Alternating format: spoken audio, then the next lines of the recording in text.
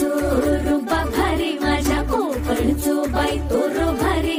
दिसते भारी गणपतीची स्वारी अन आला धादिस मामाच्या घरी मालवण चिपळूण सावंतवाडी माझ्या कोकण गावांचो दिमाग भारी